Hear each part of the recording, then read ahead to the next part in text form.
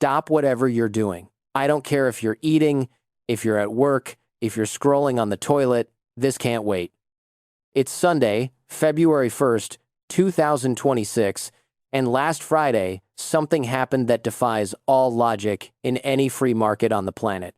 Silver crashed 31% in a single session, the worst day since March of 1980, 45 years. Over $1 billion in positions vaporized in a matter of hours. The headlines this weekend are saying the bubble popped, that the silver bugs learned their lesson, that the game is over. And I'm here to tell you they're lying straight to your face. Because while the price was tanking, while your screen was drowning in red, while the talking heads were celebrating the demise of the silver stackers with their wine glasses and smug grins, something was happening that none of them mention. You couldn't buy the product. Stop. Read that again. The price crashes, and you can't buy. It's like showing up to a 70% off clearance sale, running in with your credit card ready, and finding out the store is locked. But the sign in the window still says sale. What kind of sale is that? The U.S. Mint has sales suspended. Perth Mint stopped taking orders until late February. Royal Mint is out of stock. In Japan, in Dubai, people were paying $130 an ounce while COMEX said $78. An 80% premium. 80. Think about that for a second. The official price says silver crashed. The real market says there's no silver available at any price. One of them is lying, and it's not the empty shelves. Welcome to the hidden economy. I'm Carter, and I've been telling you for years that the silver market was broken. Years. They've called me crazy, a silver bug, a tinfoil hat metals guy, a boomer with bars in the basement. I'm sure someone's even made a meme about me. Well, today I have proof. And not the proof that Carter says, the annoying internet guy who's been repeating the same thing since 2020. The proof that the very institutions controlling this market just handed you on a silver platter. The U.S. Mint shutting down. Perth Mint shutting down. Their own official statements confessing everything. When the thief shows you his ink-stained hands, it's not a theory anymore. And by the time this video is over, you'll understand exactly what happened, who did it, why they did it now, and most importantly, what they want you to do. Spoiler, they want you to panic sell. If you're new here, subscribe right now because this is the kind of analysis you won't find on any news channel. And if you've been following me for a while, you know the drill. Hit that like button, help the algorithm, and let's get into it. I'm going to tell you exactly what happened on Friday, January 30th, because the sequence of events reeks of coordination from a mile away. 6 a.m. Eastern Time, still dark in New York. When normal traders are asleep dreaming about their bonuses, the news drops. Donald Trump announces he's nominating Kevin Warsh as the next Federal Reserve Chair. Who's Warsh? A former Fed governor known for being a monetary hawk, known for preferring high rates and a strong dollar. The kind of guy who looks at the money printer and says, turn it off. What does the market interpret? Fewer rate cuts, stronger dollar, end of the devaluation narrative that had been fueling metals for months. The dollar index spikes, and precious metals start falling. So far, normal, relevant news, logical reaction. What comes next is not. The drop wasn't organic. It wasn't investors analyzing the news and making rational decisions. The drop was an avalanche of algorithmic selling triggered in milliseconds. High-frequency trading bots, the ones that execute orders faster than you can blink, detected the news and started liquidating positions before any human could even read the full headline. Literally. You were sleeping. They had already sold. Welcome to the free and efficient 21st century market where machines decide your financial future while you're snoring. And then the CME, the exchange that controls silver futures on COMEX, did something very convenient. They raised margins. For the second time in 3 days, 36% higher margin for silver, 33% higher for gold. What does that mean in plain English? Let me explain with an analogy you'll understand perfectly.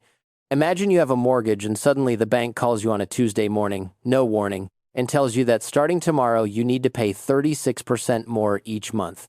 Same apartment, same terms, same contract, but more money. And if you don't have it available within 24 hours, you're out on the street. That's exactly what a margin hike is. Thousands of small investors, regular people who had bought silver futures betting it would keep rising, got the call mid-morning. The message was simple and brutal. Sell right now or we place the sell order for you at whatever price we get. And they sold. Not because they wanted to, because they had no choice, all of them at once. At the same time, in the same market, a cascade of forced liquidations that fed more drops, that triggered more margin calls, that crashed the price further, a vicious cycle designed with surgical precision, perfectly predictable for anyone who knows the system, perfectly executed, curious timing, isn't it? Silver futures closed at $78.53, down 31.4% in a single session. Gold lost over $600 an ounce, closing at $4,713, the worst day for silver since 1980. Let that sink in for a moment. 45 years. 45 years without a drop like this. Wars, pandemics, financial crises, and nothing had knocked silver down this hard since Reagan was in the White House.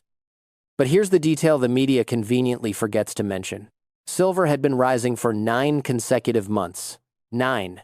The longest rally in years. It had climbed 245% in 12 months, and this historic crash happened on exactly the last day of January. The last day of what was going to be silver's best month in decades, with accumulated gains of over 40% in January alone. Friday, last day of the month. Options expiration. Futures contract settlement. The day when accounts get squared. If you were a bank with short positions bleeding billions of dollars and you had to choose the perfect day to execute a coordinated move to tank the price, you would choose exactly this day. Coincidence? Sure. And I'm BlackRock's CFO, coming to YouTube to give you free advice out of the goodness of my heart. Now, I'm going to be honest with you, because Carter isn't going to sell you smoke or tell you only the part of the story that suits him. Was silver a bubble? Look, climbing 245% in a year has all the hallmarks of a bubble. The critics have a point, and it would be dishonest not to acknowledge it.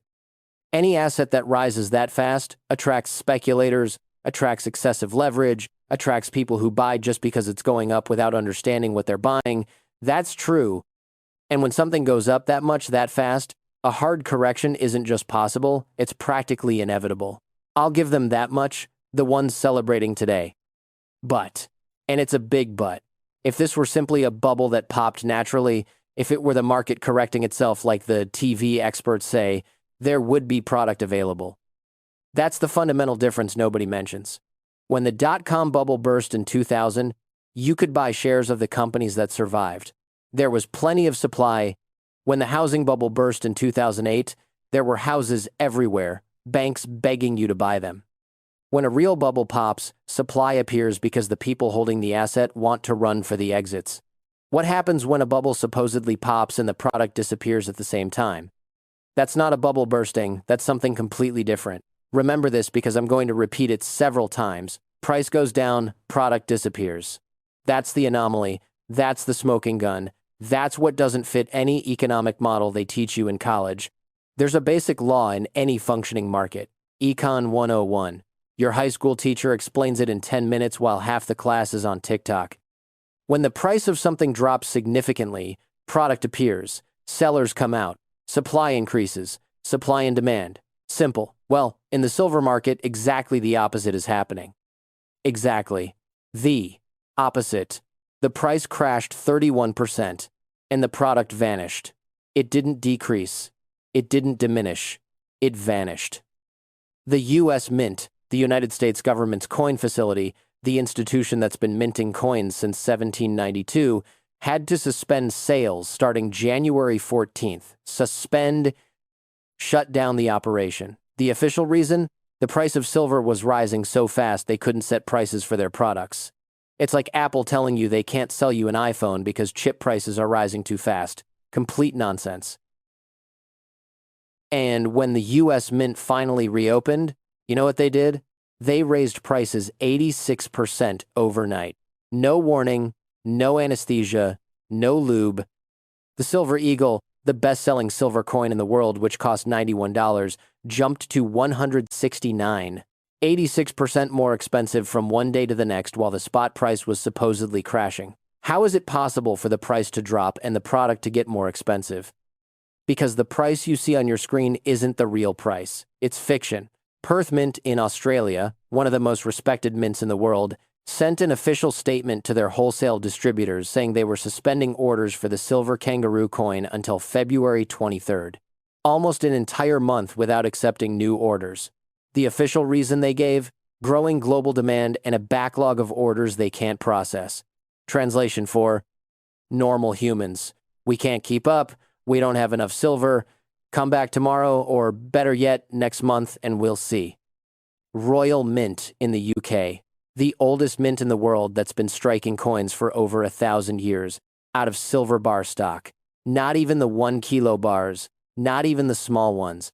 Completely sold out. And Costco, yes, Costco, the sacred temple of American consumerism, where you buy toilet paper in 48 roll packs, mayonnaise in 5 kilo tubs, and TVs the size of a wall. Costco implemented purchase limits on silver. They're rationing. Costco, rationing silver. It's like being told there's a sand shortage in the Sahara.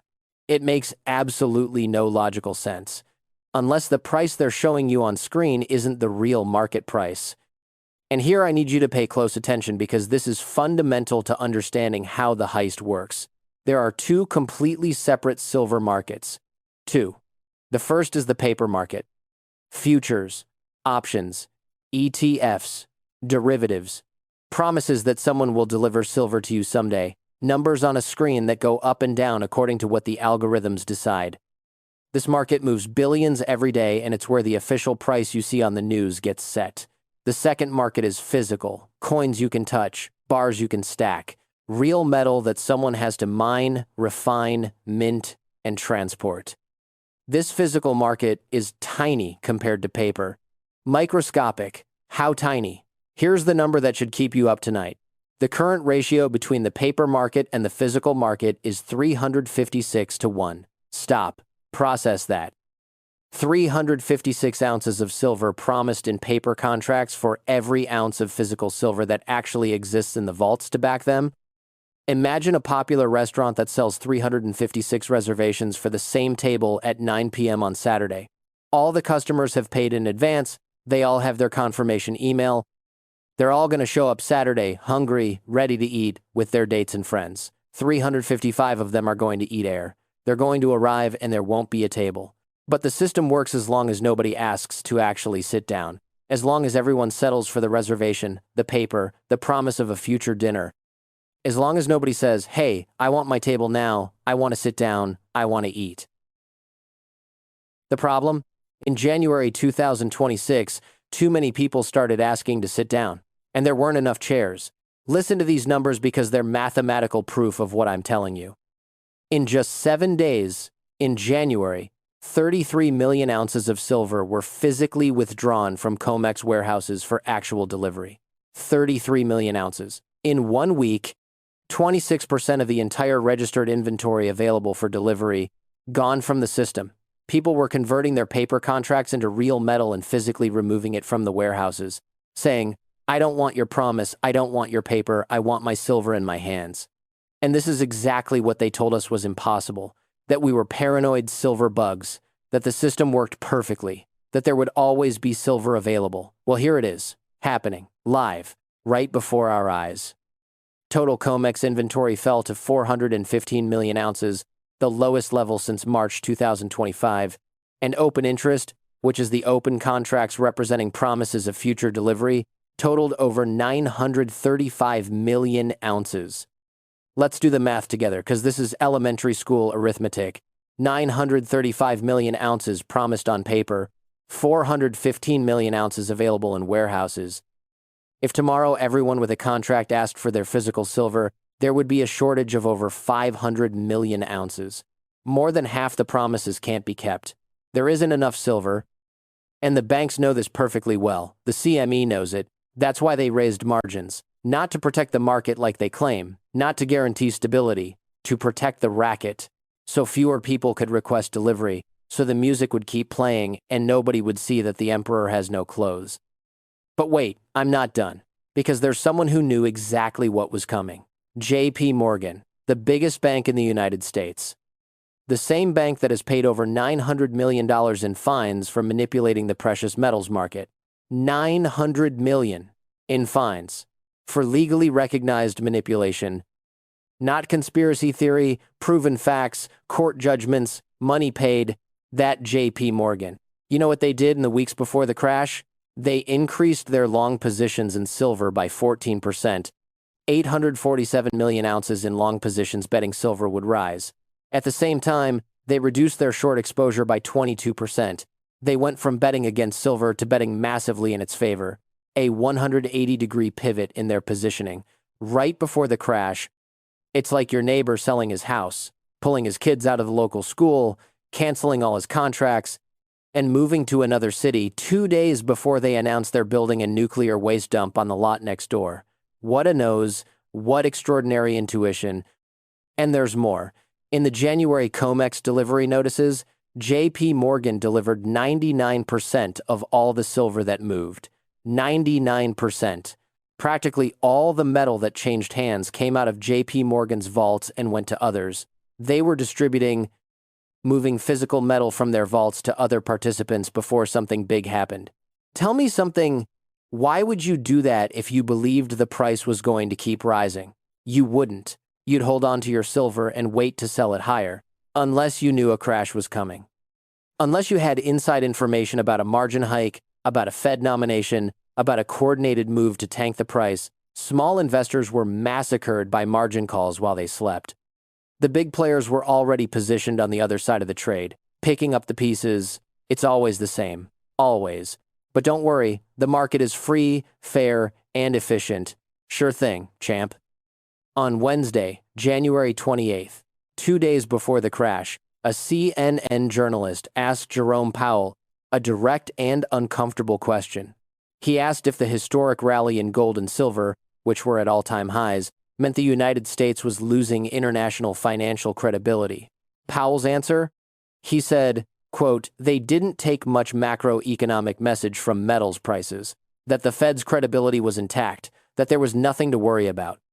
Basically said he couldn't care less.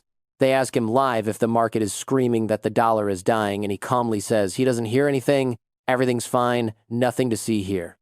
2 days later, Trump nominates Warsh. The CME raises margins for the second time. Silver crashes 31%. Life's coincidences. But listen, I don't want you to think Carter has lost his mind and sees conspiracies everywhere. What I'm telling you isn't a theory. It's a pattern that is repeated every time silver threatens to escape the system's control. 1980, the Hunt brothers had spent a decade accumulating physical silver. The price went from $1.50 to almost $50.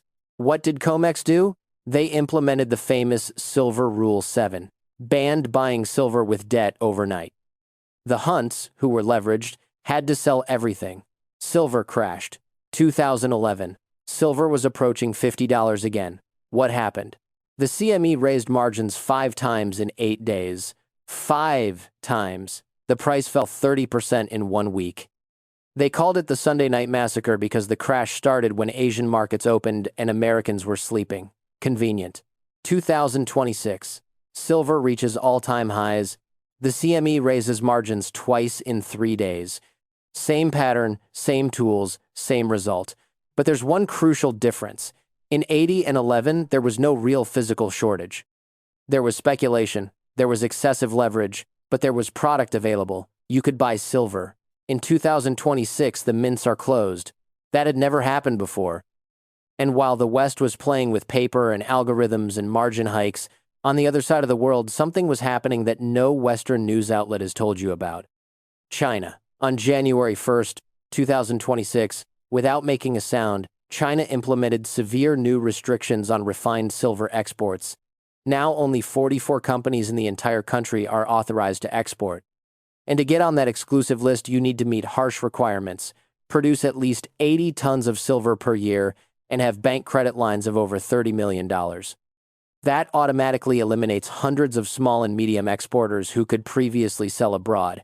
Why does this matter? Because China controls between 60 and 70% of all refined silver in the world.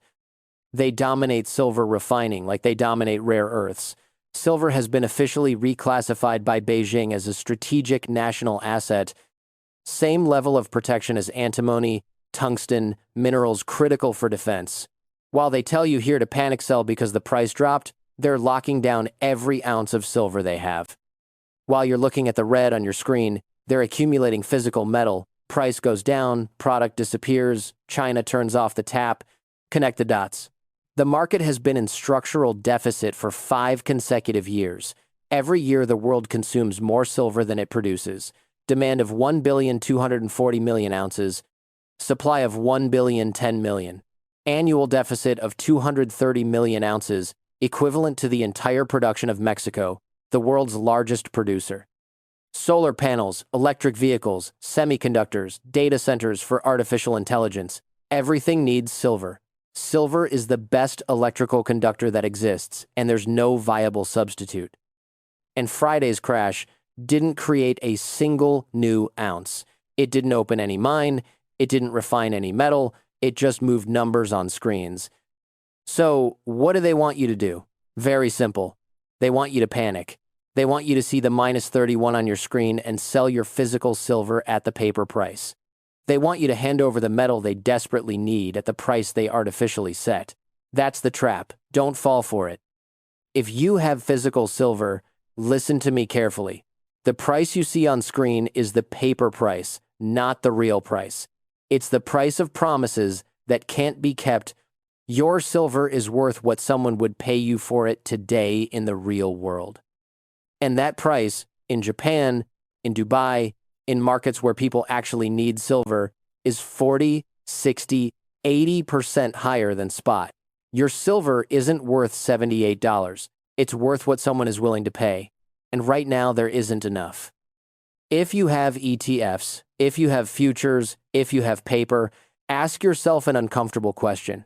If tomorrow everyone with a contract requested physical delivery, could your counterparty deliver?